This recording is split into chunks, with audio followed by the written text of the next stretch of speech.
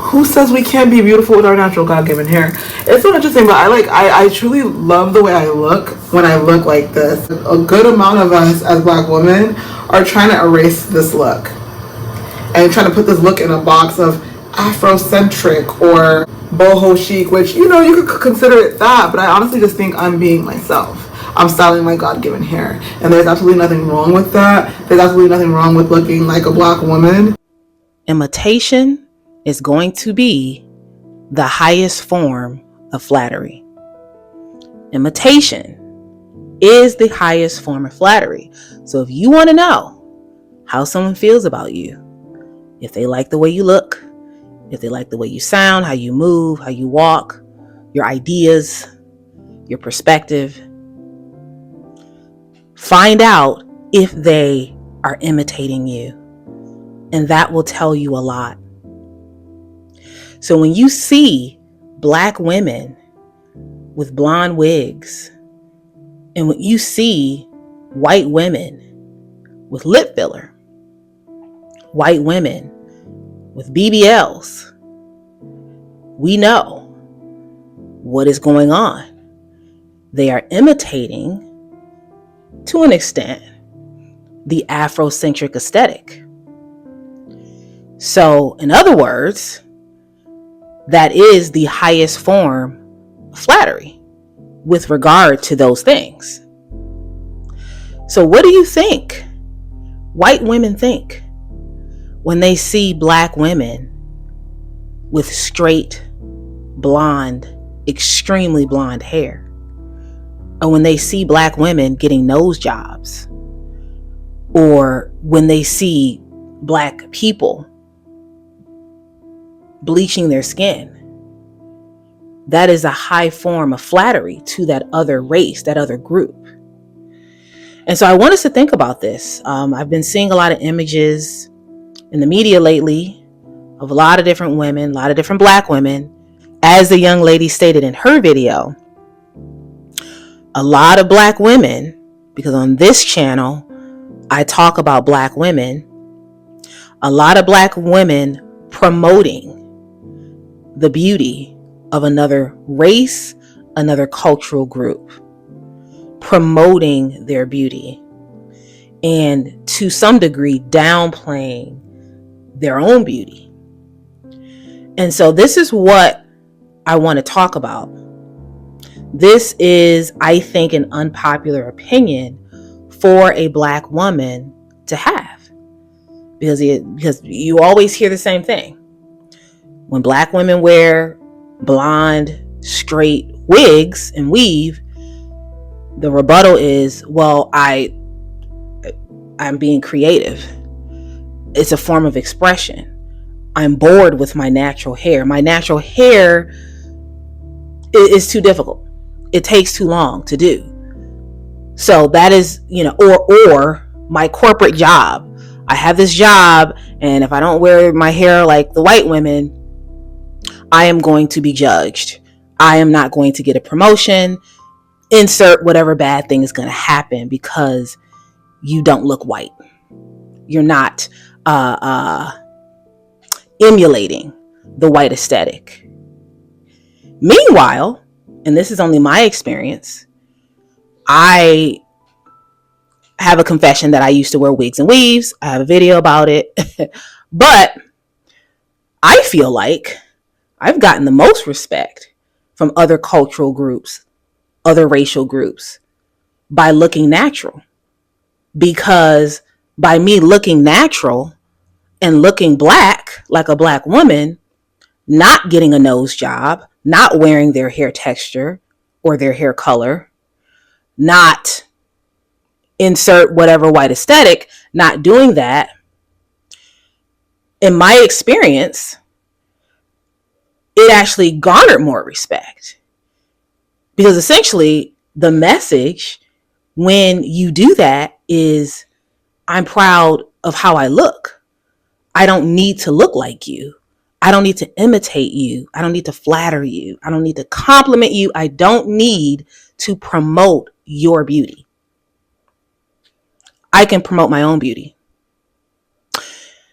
And so it's interesting because with all the, especially the lip filler, that's one that really stands out. It's very common that you see this lip filler on a lot of, more so women. I'm not saying men don't do it, but it's more so women. When you see that, you don't need to have the person tell you what they think about you or what they think about your aesthetic, or at least what they think about your lips, because by the simple fact that they've contorted and they've rearranged their own lips to look like yours speaks volumes. So I don't need to hear you say what you think of me. I know what you think of me by virtue of you copying me, copying my look, copying the look of many of my Nigerian ancestors. If you got a BBL, for example.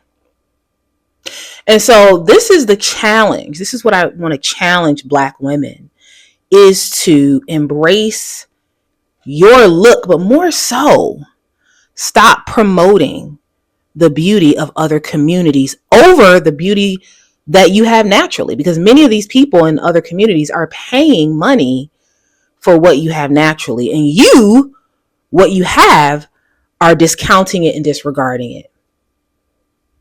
And if we can go back to the hair, again, the common rebuttal is, I have a couple videos about, I need to wear my hair like this to get a job.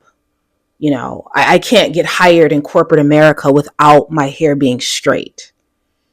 And I would challenge that. I've actually never worked in corporate America, but I would challenge that. Because again, although I have not worked in corporate America, I've worked in universities and various other organizations. And also, I lived in Minnesota. And I have a video about that too. And I know from close proximity to other groups, other racial groups, that again, often when my hair was in its most natural state, that's before my locks. This is when I was wearing an afro and things like that.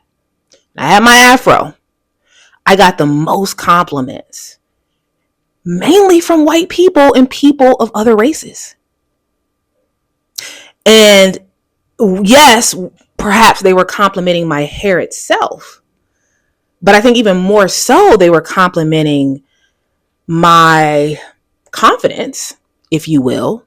Not that you have to, because I think wearing your hair in its natural state shouldn't be this bold display of confidence. It just should be what it is, which is you wearing your hair natural. But because at that time, there were such few Black women wearing their hair. This was before the big natural hair movement and all that, the quote, semi-fake, faux natural hair movement. Before that, when I was wearing my hair natural,